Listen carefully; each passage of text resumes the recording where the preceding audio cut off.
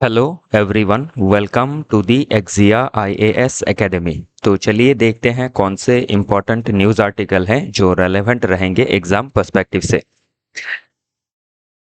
Admission open है एक्जिया IAS academy में। आप हमारे फाउंडेशनल कोर्स से जुड़ सकते हैं जिसमें हम आपको कॉम्प्रिहेंसिव कवरेज प्रोवाइड करेंगे पूरे सिलेबस का।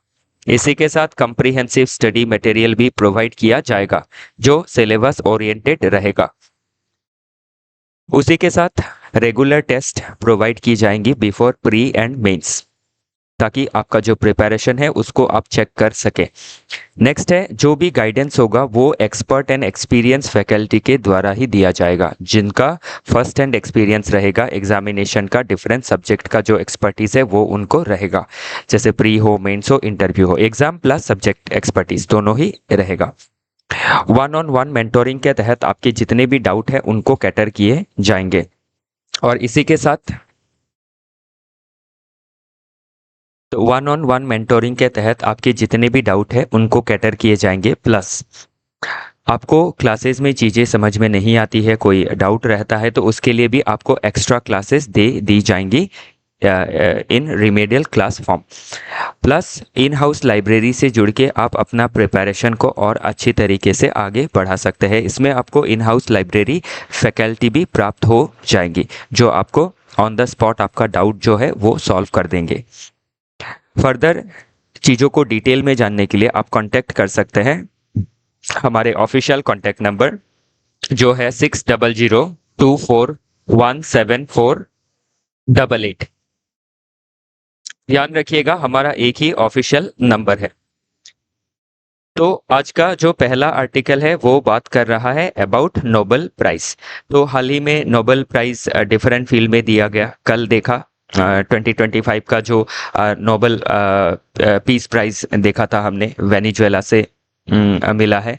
और वेनेजुएला में किस तरीके के वर्क्स के लिए, किस तरीके से डेमोक्रेसी को इस्टेब्लिश करने के लिए, ट्रांसपेरेंसी लाने के लिए, इससे पहले हमने देखा था अबाउट मेडिसिन के ऊपर।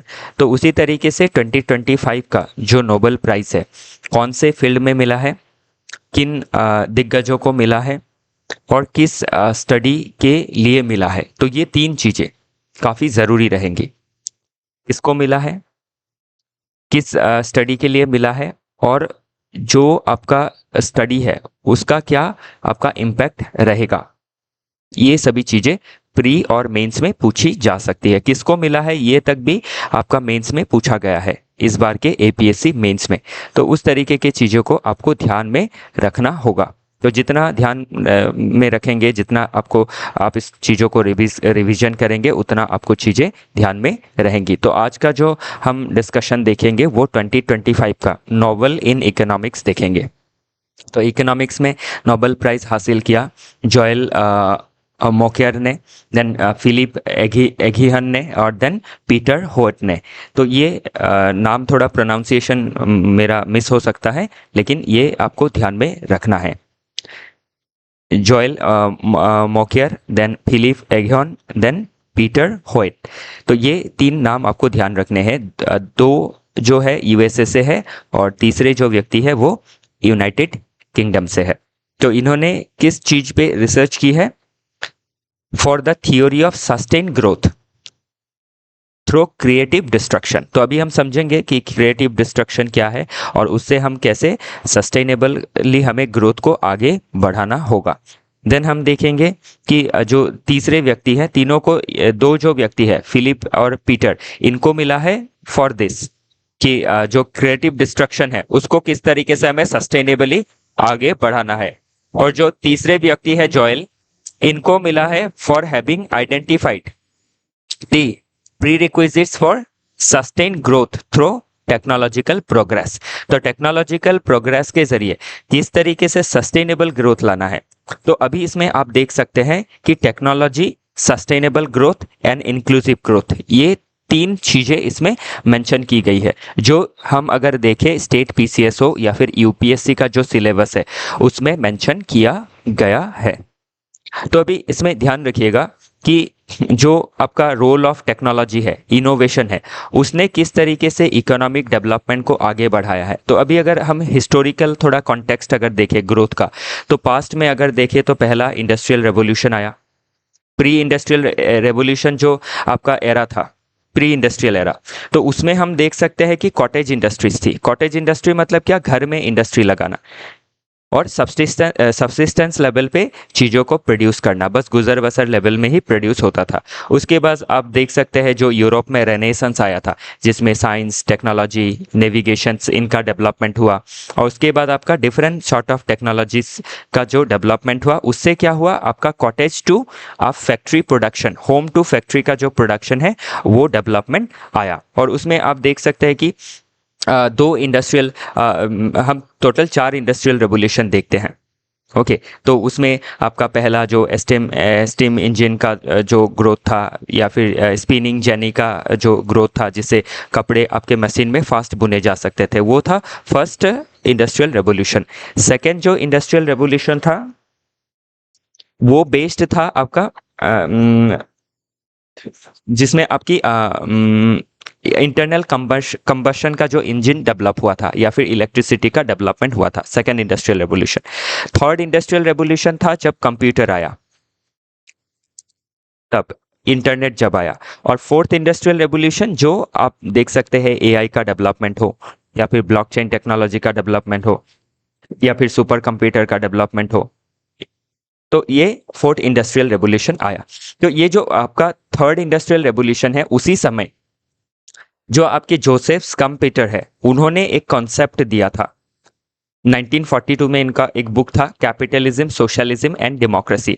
तो इसमें इन्होंने एक टर्म को कॉइन किया था, एक जो कॉन्सेप्ट है, नोशन है, उसका फॉर्मलाइजेशन किया था, और वो था क्रिएटिव डिस्ट्रक्शन।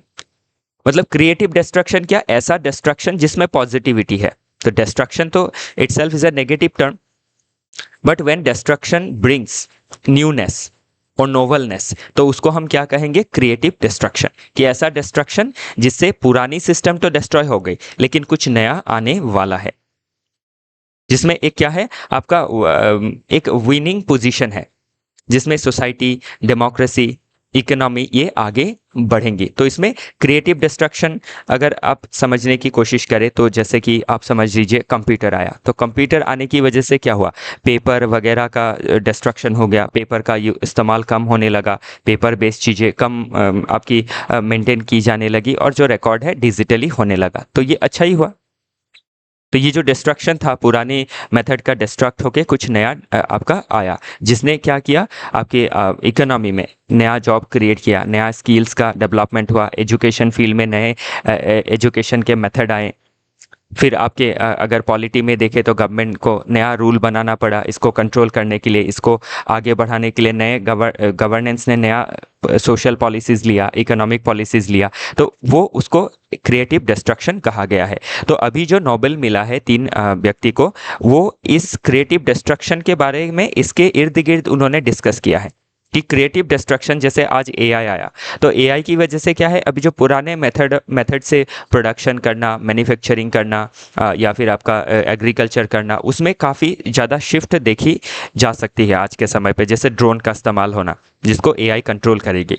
तो उससे क्या है, अभी जो पुराने जॉब है, जो पुराने आपके नेचर के काम है, वो चेंज हो जाएंगे। जैसे वर्क फ्रॉम होम होने लगा, तो उसमें क्या हुआ, पुराना जो मेथड था वो डिस्ट्रॉय हो गया, और नया कुछ क्रिएशन आया इन इकोनॉमी, नए तरह के जॉब आए। लेकिन इसमें क्या है, अभी जिस तरीके से क्रिएटिव डिस्ट्रक्शन में कुछ नया नेस आया है, जिस तरीके से ये चीज़ें डिस्कस की गई, जिसके वजह से नोबेल मिला है, तो ये जो क्रिएटिव डिस्ट्रक्शन है, इस क्रिएटिव डिस्ट्रक्शन में अभी क्या है, एक बार जो डिस्ट्रक्शन है वो काफ़ी ज़्यादा इंस्टेबिलिटी क्रिएट करेंगी। जैसे एआई आया है, तो ये काफ़ी ज़्यादा इंस्टेबिलिटी क्रिएट कर रही है। आपके जो जॉब मार्केट है, उसमें काफ़ी मिलियंस ऑफ लोगों का जो जॉब है वो जा रहा है because of outdated of skill. तो स्किल जो है आउटडेटेड हो गया है, तो उसको हम किस तरीके से क्या कर सकते हैं, सस्टेनेबली आगे बढ़ा सकते हैं। कि जो क्रिएटिव डिस्ट्रक्शन हुआ है, इसके बाद जो क्रिएशन होगा, उस क्रिएशन में हर इंसान को इंक्लूड करना है। सोसाइटी में कोई किसी इंसान को पीछे नहीं रहना है इस क्रिएटिव डिस्ट्रक्शन में।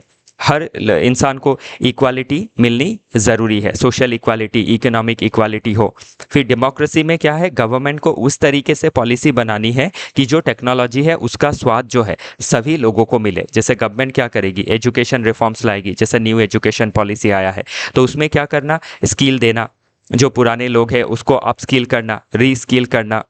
तो ये सभी चीज़ें क्या है, ज़रूरी है। तो वही उसी के वजह से जो है आपका ये नोबेल प्राइज़ दिया गया है। तो हिस्टोरिकल कॉन्टेक्स्ट हमने देखा इसमें। तो हिस्टोरिकल कॉन्टेक्स्ट में पहले हमने प्री इंडस्ट्रियल लेवल में क्या था, इंडस्ट्रियल रेवोल्यूशन किस तरीके से आया, प्रोडक्शन का जो मेथड था उसमें काफ़ी ज़्यादा चेंजेस आई, और आज के फोर्थ इंडस्ट्रियल रेवोल्यूशन में काफ़ी ज़्यादा चेंजेस आ रही है। तो इसीलिए फोर्थ इंडस्ट्रियल रेवोल्यूशन में जो डिस्ट्रक्शन हुआ है और जो कंस्ट्रक्शन हो रहा है, उस कंस्ट्रक्शन को आपका सोशली और डेमोक्रेटिकली इक्वल बनाना है, इंक्लूसिव बनाना है और सस्टेनेबल बनाना है, ताकि सभी लोगों का उससे भला हो सके।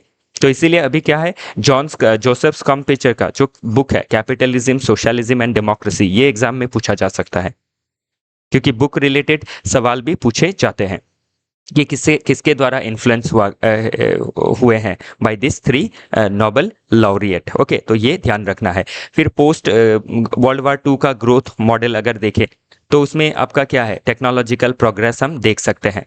ओके, तो एक्सोजेनस टेक्नोलॉजिकल प्रोग्रेस की टेक्नोलॉजी के वजह से ही कितना ज़्यादा जो डेवलपमेंट है वो आया है। फिर आपका इसमें क्या दिया गया, एंडोजेनस, सॉरी ये एक्सोजेनस, सॉरी नहीं, ये एक्सोजेनस अलग है। एक्सोजेनस मतलब जो टेक्नोलॉजी के बाहर से जो डेवलपमेंट आया है, और एंडोजेनस ग्रोथ थ्योरी मतलब जो टेक्नोलॉजी के अंदर से ग्रोथ आया है, where R&D investment leads to ongoing innovation, कि नए नए चीज़ें इनोवेट हो रही है। तो अभी इसमें पूछा जा सकता है कि टेक्नोलॉजी के वजह से जो ग्रोथ आई है वो आपके एंडोजेनस ग्रोथ अंदर से आई है, टेक्नोलॉजी के वजह से आई है। एक्सोजेनस मतलब टेक्नोलॉजी को छोड़ के जो ग्रोथ है उसके बारे में बात किया गया है। तो एक्सोजेनस बाहरी, एंडोजेनस अंदर से, मतलब टेक्नोलॉजी के अंदर से जो ग्रोथ आया है, क्योंकि टेक्नोलॉजी ने क्या किया है, पुराना जो सिस्टम है उसको डिस्ट्रॉय किया है, जो ट्रेडिशनल सिस्टम है, और एक नया सिस्टम को जनरेट किया है। ओके, और अभी 21st सेंचुरी में जो AI है उसके ऊपर ज़्यादा फोकस किया गया है, क्योंकि AI क्या कर रही है, काफ़ी जल्दी जॉब को रिप्लेस कर रही है because of automation in manufacturing, in service. तो इन सभी चीज़ों को ध्यान देना काफ़ी ज़रूरी है कि जो ग्रोथ है वो सस्टेनेबल रहे। तो इसी में हिस्टोरिकल कॉन्टेक्स्ट हमने देखा, देन हमने देखा रोल ऑफ इनोवेशन। तो जो इनोवेशन का रोल है वो कितना ज़्यादा है, कि जो साइकिल ऑफ ग्रोथ है उसको कितना फास्ट कर रहा है, ये आपके कंजम्पशन हो या फिर आपका प्रोडक्शन ही हो या फिर मार्केटिंग हो, इसमें हम देख सकते हैं। फिर AI का जो ड्यूअल इम्पैक्ट है वो भी हम देख सकते हैं, कि ये जिस तरीके से जॉब क्रिएट कर रहा है उसी तरीके से जॉब को डिस्ट्रॉय भी कर रहा है। तो जो जॉब क्रिएट कर रहा है वो पॉजिटिव है, वो जो आपका क्रिएटिव डिस्ट्रक्शन है उसमें क्रिएट कर रहा है पुराने सिस्टम को डिस्ट्रॉय करके।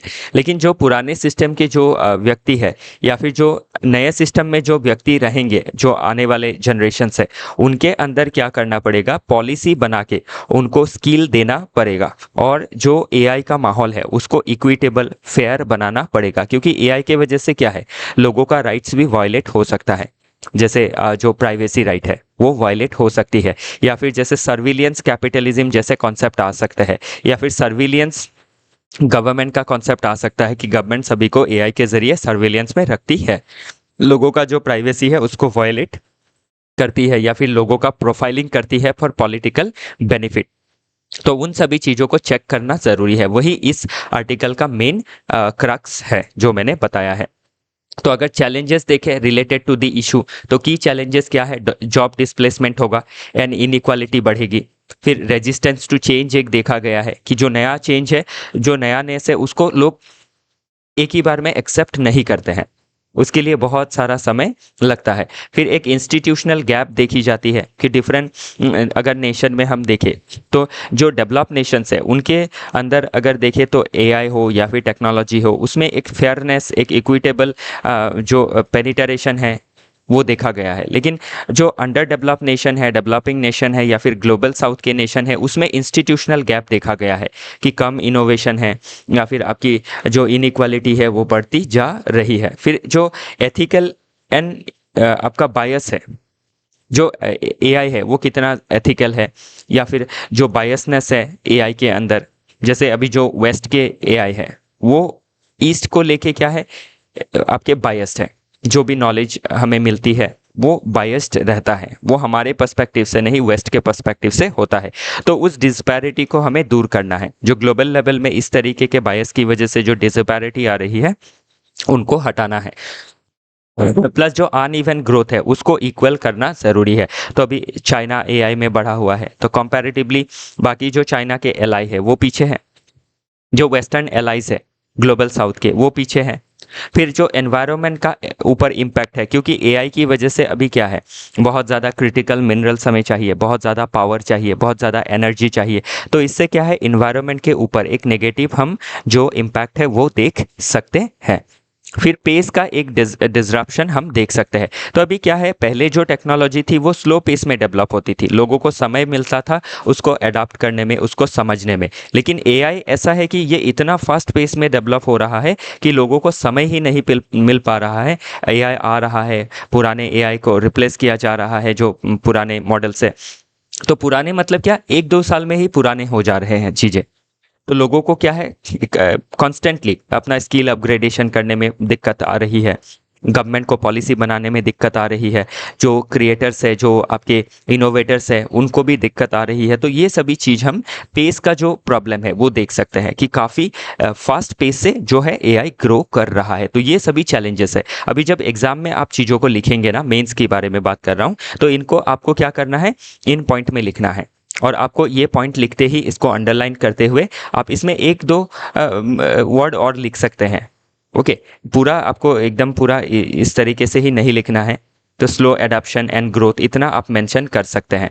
फिर इंस्टीट्यूशनल गैप, तो इस तरीके से आप institutional gap, exacerbating social divides, okay, तो ये चीज़ें हम मेंशन कर सकते हैं। फिर ethical and bias issues in AI, इतना पॉइंट हम लिख सकते हैं कि अफेक्टिंग फेयर इकोनॉमिक अपॉर्चुनिटी। ये पूरा लाइन नहीं लिखना है, इतना लिखेंगे तो हो जाएगा।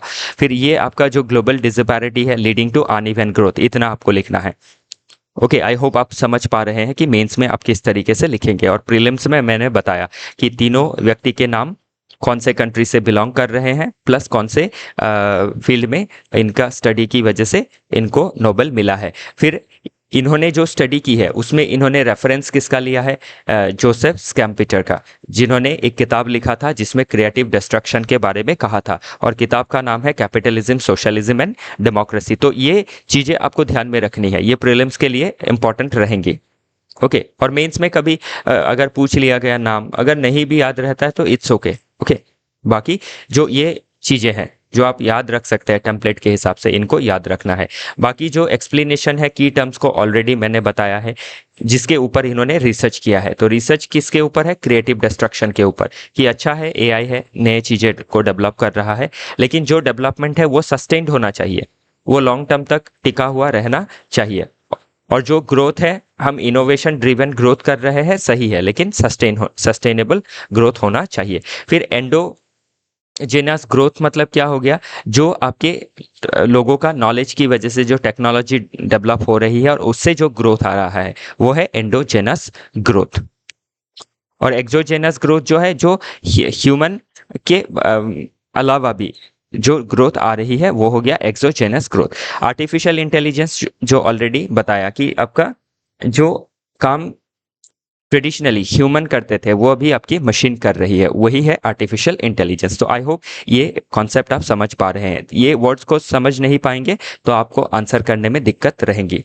नेक्स्ट है लॉजिकल एंड फिलोसॉफिकल बेसिस। अगर देखें तो इसमें हम प्रोग्रेसिविज्म के बारे में देख सकते हैं फिलोसॉफिकली, कि जो प्रोग्रेसिविज्म है वो ह्यूमन के अंदर ही है, वो टेंडेंसी ह्यूमन के अंदर रहते ही है। जैसे हमने पास्ट में हंटर गैदरर थे, उससे आगे बढ़ते हुए आप देख सकते हैं आज हम जो आपकी इतनी ऊंची इमारतें बना रहे हैं, इस तरीके से फास्ट टेक्नोलॉजीज डेवलप कर रहे हैं, बुलेट ट्रेन हो या फिर वो, तो उसको ये आपके प्रोग्रेसिविज्म कहा गया है। फिर डायलेक्टिकल प्रोसेस अगर देखें तो डायलेक्टिकल मेथड तो दिया था आपके सोक्रेटिस ने, बाद में इसको हेगेल ने डेवलप किया था। तो इसमें डायलेक्टिकल मेथड में क्या है, दो आपकी होती है, एक थेसिस जो पुराना टेक्नोलॉजी है, एंटीथेसिस जो न्यू टेक्नोलॉजी है, और ये दोनों लग के क्या होता है, एक सिंथेसिस आती है। ओके, नया पुराना दोनों लग के जो एक नया आएगा वो होगा आपका सिंथेसिस। तो वो सिंथेसिस क्या है, जैसे पुराना टेक्नोलॉजी था, जैसे हाथ से लोग कपड़े बुनते थे, फिर मशीन आया, तो मशीन और हाथ किससे अभी बुनना है, तो फाइनली क्या हुआ, एक सिंथेसिस आया कि मशीन को इंसान की भी ज़रूरत है, और उससे क्या आई, फाइनली हमने ग्रोथ देखा। तो उसी तरीके से आगे हम क्या करेंगे, ये जो डायलेक्टिकल प्रोसेस है जो आपका ह्यूमन ग्रोथ के लिए, सिविलाइजेशनल ग्रोथ के लिए काफ़ी इंपॉर्टेंट है। ओके, तो ये डायलेक्टिकल प्रोसेस हमें देखना होगा, जब एग्जाम में हम ऐसे लिखेंगे तो उसमें हम ये इस्तेमाल कर सकते हैं, डायलेक्टिकल प्रोसेस। नेक्स्ट है एथिकल यूटिलिटेरियनिज्म। तो यूटिलिटेरियनिज्म क्या है, तो किसी भी कोई भी चीज़ जिससे इंसान को सहूलियत मिल सकती है, जिससे लोगों की जो ज़रूरत है वो पूरी हो सकती है और लोगों का लाइफ बेटर हो सकता है, वही है आपका यूटिलिटी। और उसी यूटिलिटी से आया है यूटिलिटेरियन प्रिंसिपल, कि कोई भी चीज़ हम इस्तेमाल करते हैं for wellbeing of an individual और ऑफ अ सोसाइटी, तो उसमें एथिकल यूटिलिटी उसका होना चाहिए, उसका जो स्वाद है सभी को मिलना चाहिए, मतलब greatest happiness of greatest number, जो जेरेमी बेंथम साहब ने कहा था। और जो यूटिलिटेरियनिज्म का प्रिंसिपल है, इसको जेरेमी बेंथम साहब ने ही डेवलप किया है। नेक्स्ट है इपिस्टेमोलॉजी ऑफ नॉलेज क्रिएशन। तो अभी जो भी आपका नॉलेज क्रिएशन हुआ है, तो उसके पीछे जो स्टडी है वो किस तरीके से, कोई भी स्टडी किस तरीके से इनोवेशंस को लाती है, नॉलेज का क्यूमुलेशन होके किस तरीके से प्रोग्रेस होता है सोसाइटी का, ह्यूमन बींग का, वो साइड हम फिलोसॉफी में लिख सकते हैं। तो ध्यान रखिएगा, लॉजिकल एंड फिलोसॉफिकल बेस को हम इतना, ये सभी चीज़ें जीएस में सीधा सीधा इस्तेमाल करने में थोड़ी दिक्कत आएगी हमें, क्योंकि हमें लिमिटेड स्पेस मिलता है। तो ये हम ऐसे में इस्तेमाल कर सकते हैं, ऐसे राइटिंग में, और हमें जो अंडरस्टैंडिंग है वो बनाने में बेटर रहेगी। बाकी प्लस जब एथिक्स में आप आंसर करेंगे तो उसमें जो भी टेक्नोलॉजी है उसका आप यूटिलिटेरियन पर्सपेक्टिव से उसका एथिकल इस्तेमाल को बता सकते हैं। नेक्स्ट अगर देखें तो इस आर्टिकल का डिफरेंट जो डायमेंशन है, जब भी आप आंसर लिखे, किसी भी चीज़ को सोचे, तो आप इन डायमेंशन से सोचे, सोसाइटी के डायमेंशन से, टेक्नोलॉजी के वजह से क्या होगा, पॉवर्टी रिड्यूस होगा। ओके, तो ये एक अच्छा आपका जो है पॉजिटिव रहेगा। लेकिन सोशल डिस्प्लेसमेंट भी देखा जा सकता है, इनइक्वालिटी भी आ सकती है अगर बेटर पॉलिसी नहीं बनाया गया। तो इसीलिए पॉलिटिकल पर्सपेक्टिव से देखें तो जो भी डेवलपमेंट है उसको डेमोक्रेटिक कंट्रोल रखना पड़ेगा, ताकि सभी को इक्वली जो स्वाद है टेक्नोलॉजी का, डेवलपमेंट का, ग्रोथ का, वो मिले। जो डिफरेंट इंटरेस्ट ग्रुप है, ओके, उनका जो इंटरेस्ट है उसको ध्यान रखना पड़ेगा। सिर्फ एक ही जो आपका इंटरेस्ट है कि जो इनोवेटर है उसके ही अगर इंटरेस्ट को ध्यान में रखे, तो उससे क्या है, जो यूज़र है सभी यूज़ नहीं कर पाएंगे।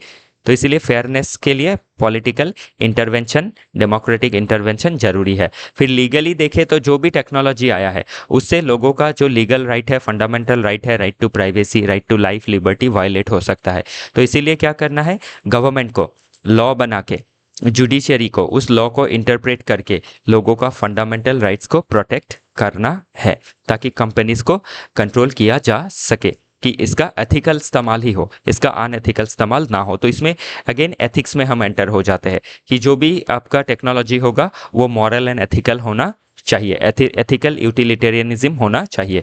इंटरनेशनली अगर देखें तो इसका जो ग्लोबल इम्पैक्ट है, कि देश दुनिया में अगर देखें तो जो डिफरेंट नेशन है उनके बीच में जो इनइक्वालिटी है, जो फेयरनेस नहीं है, उसको दूर करना है। प्लस इंटरनेशनली लॉ भी बनाने ज़रूरी है ताकि इसका फेयर इस्तेमाल हो सके। इकोनॉमिकली अगर देखें तो एआई का इस्तेमाल करके हम प्राइमरी सेक्टर, एग्रीकल्चर हो, माइनिंग हो, फॉरेस्ट्री हो, लॉगिंग हो, तो ये सभी चीज़ों में हम इसका इस्तेमाल करके better economic growth and development को हासिल कर सकते हैं। सेकेंडली हम आपके इंफ्रास्ट्रक्चर डेवलपमेंट में हो या फिर इंडस्ट्रियल डेवलपमेंट में हो, मैन्युफैक्चरिंग में हो, एआई, रोबोटिक्स वगैरह का, ब्लॉकचेन टेक्नोलॉजी का इस्तेमाल कर सकते हैं, इंक्लूडिंग सर्विसेज सेक्टर, ताकि जॉब क्रिएट की जा सके, प्रोडक्टिविटी क्रिएट की जा सके और आपकी इंडस्ट्रियल जो इकोसिस्टम है उसको भी डेवलप की जा सके। बाकी आप अगर घर में खुद से पढ़ रहे हैं तो आपको क्या पढ़ना है, कौन से आप क्लास के बुक्स पढ़ेंगे, कौन से चैप्टर पढ़ेंगे, वो चीज़ें इसमें बताई गई है। तो ये आप अगर घर में पढ़ते हैं खुद से तो ये सभी चीज़ें आपको पढ़नी है। और हम इंस्टीट्यूट में जो क्लास में हम पढ़ाते हैं इनका बेसिक्स पढ़ाते हैं, ये एनसीईआरटी का जो बेसिक्स है। ओके, क्योंकि बाकी किताबें आपको बहुत ज़्यादा खरीदनी नहीं है, एनसीईआरटी ही काफ़ी सफिशिएंट है। चीज़ों को, बेसिक चीज़ें समझें, फिर जो करंट है उसको समझें, और उससे आप बेटर आंसर फ्रेम कर सकते हैं compare to the many of the aspirants. Way forward अगर देखें तो क्या करना है हमें, जो भी टेक्नोलॉजी है जिसके वजह से नोबेल क्यों मिला है, इसी की वजह से कि हार्नेस करना है टेक्नोलॉजी को, मैनेज करना है क्रिएटिव डिस्ट्रक्शन को इन अ पॉजिटिव वे, प्रमोट करना है इनोवेशन को, सोसाइटी में सभी को उसका स्वाद देना है, सेफ्टी नेट प्रोवाइड करनी है, लोगों को जो पुराने स्किल वाले लोग हैं उनको रीस्किल करना है, फिर डेमोक्रेटिक एंड एथिकल कंट्रोल करना है ओवर एआई, वो नेशनली हो इंटरनेशनली हो, एआई के ऊपर कंट्रोल लगाना ज़रूरी है, और पॉलिसी बनाना ज़रूरी है जिससे इंक्लूसिव एआई डेवलप हो डेमोक्रेटिक प्रोसेस के ज़रिए। इन्वेस्टमेंट करना है ह्यूमन कैपिटल में, तो इस ह्यूमन कैपिटल में इन्वेस्ट करने का मतलब क्या होता है कि लोगों का जो स्किल है उसको अपग्रेड करना, लोगों के अंदर क्रिएटिविटी को और बढ़ाना, क्रिटिकल थिंकिंग को और बढ़ाना, क्योंकि एआई में जो भी कहा जाता है उसको हमें नहीं मान लेना है, उसमें क्रिटिकल थिंकिंग हमें रखनी ज़रूरी है। कॉम्प्लेक्स प्रॉब्लम सॉल्विंग में भी हमें अपना जो ह्यूमन कॉग्निटिव जो आपका कैपेसिटी है उसको बढ़ाना काफ़ी ज़रूरी है।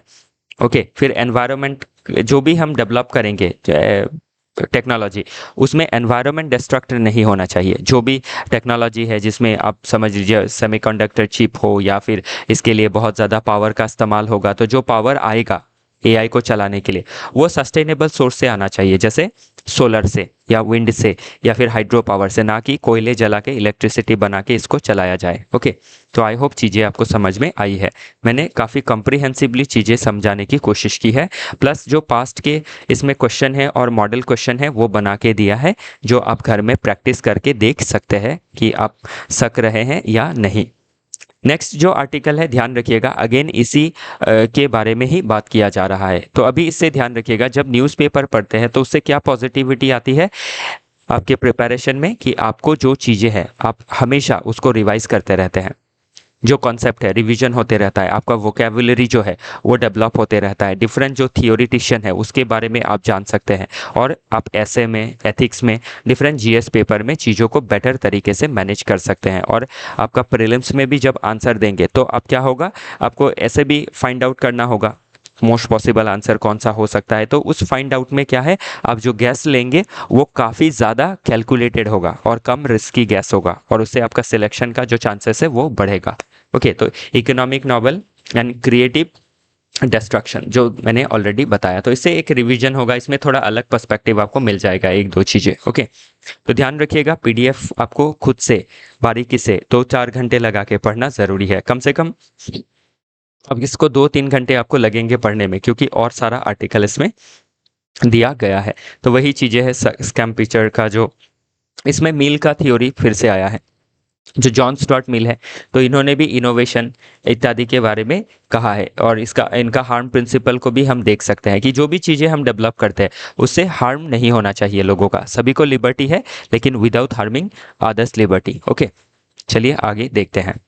नेक्स्ट जो है ये भी आपके अगेन नॉवल के बारे में ही बात कर रहा है, तो किस तरीके से जो रैप्चर है उसको ठीक किया जा सकता है वो सभी चीज़ें इसमें दिखाई गई है। ओके, हाँ, next article again the global internet challenge. तो ग्लोबल इंटरनेट में अगर हम चैलेंज देखें तो क्या क्या चैलेंजेस जो है वो हम देख सकते हैं, तो वही चीज़ें इसमें मेंशन की गई है। एक तो इंटरनेट का डेवलपमेंट कैसे हुआ 1950s में, 50s के बाद, जब आपका यूएसए का डिफेंस रिसर्च जो ऑर्गेनाइजेशन है वो जब रिसर्च कर रही थी तभी इंटरनेट का खोज हुआ था डिफेंस पर्पस से।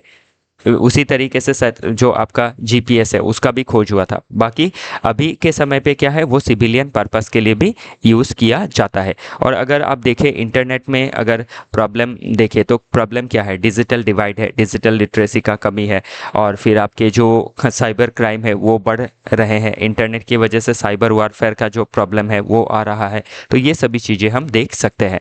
नेक्स्ट, ये आर्टिकल मैंने ऑलरेडी डिस्कस किया था, between new deal and Kabul a fine balance. तो किस तरीके से हम क्या कर रहे हैं, अफगानिस्तान के साथ रिलेशन मेंटेन करके तो हाल ही में क्या हुआ, अफ़गानिस्तान के फॉरेन मिनिस्टर और हमारे फॉरेन मिनिस्टर के बीच में डिस्कशन हुआ और हमने अफ़गानिस्तान को एम्बुलेंस भी जो है एज अ फाइन जेस्चर उनको दिया है। और प्लस जो ऑलरेडी उनके देश में हमारे डेवलपमेंटल प्रोजेक्ट्स चल रहे हैं for socio economic wellbeing of Afghanistan, वो हम ऑलरेडी डिस्कस कर चुके हैं। तो बाकी इसमें वही रिवीजन है, तो इससे क्या है, एक बेटर रिवीजन आपको हो जाएगा।